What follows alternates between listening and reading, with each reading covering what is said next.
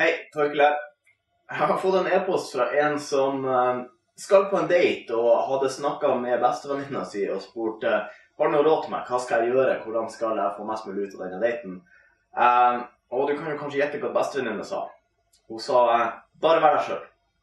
Og i e-posten så klager vedkommende litt over det og sier ja, men det må da finnes bedre råd enn det, som likevel ikke handler om manipulering og luring og prøve å imponere med å bruke masse penger og så videre. Og det gjør for så vidt det, men bare være deg selv er et veldig godt råd, så lenge du skjønner hva det betyr. Når jenter snakker med gutter og foreslår at du skal bare være deg selv, så er det ofte for de fleste gutter veldig kryptisk, og de tenker automatisk, hei, hvis det hadde funket å bare være meg selv, så hadde jeg faen ikke vært singel. Og så blir de frustrert, og så beveger de seg videre, og fra jenta sitt ståsted så er dette et godt råd, og det er veldig godt ment.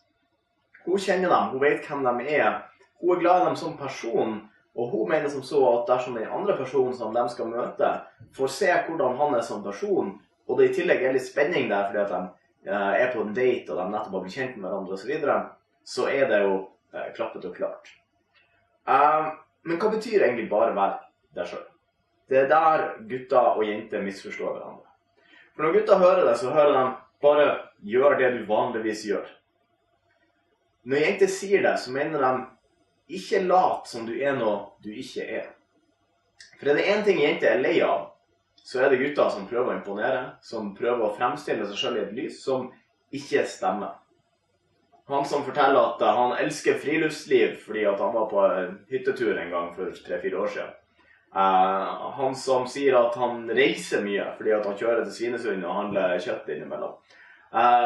Dette er feilrepresentering av deg selv, og det er en av de mest frustrerende tingene som jenter møter på. Med bare være deg selv, så mener de vis jenta eller den andre personen hvem du er, ved å svare som deg selv. Dette betyr også at du står for dine egne meninger.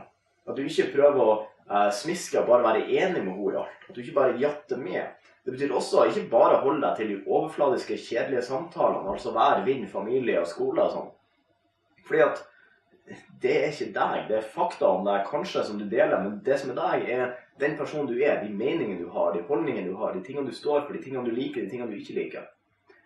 Bare være deg selv betyr hvis du er uenig i noe, hun sier, vær uenig i det. Fortell henne at, ja, men jeg ser det på denne måten, så deler du dine innsikt, dine tanker om det. Det betyr ikke, ja, du sier det, ja, det er jo interessant, kanskje du har rett. Ikke stryk om hårene, ikke prøv å late som du er når du ikke er, ikke prøv å late som du er enig i ting du ikke er enig i, som du har meninger eller erfaring eller kunnskap eller ferdighet som du ikke har. Vis henne hva du har, vis henne hva du ikke kan. Hvis hun snakker om noe du ikke har peiling på, så sier, oi, det her vet jeg ingenting om. Og så ber du forklare. Ber du henne gi deg mer innsikt i det. Bare være deg selv betyr vær deg selv. Vis henne hvem du er, vis henne hvilke meninger du har, vis henne hva du står for. Vær trygg på at den du er bra nok. Ikke føl at du må gå på kompromiss med deg selv for å prøve å få jenter til å like deg bedre. Det er et ufattelig godt råd når du skjønner hva det handler om.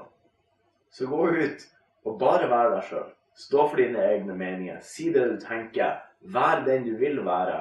Vis jenter hvem du er. Og ikke lyg. Ikke fremstill deg selv i et feil lys. For hun kommer til å finne ut av det.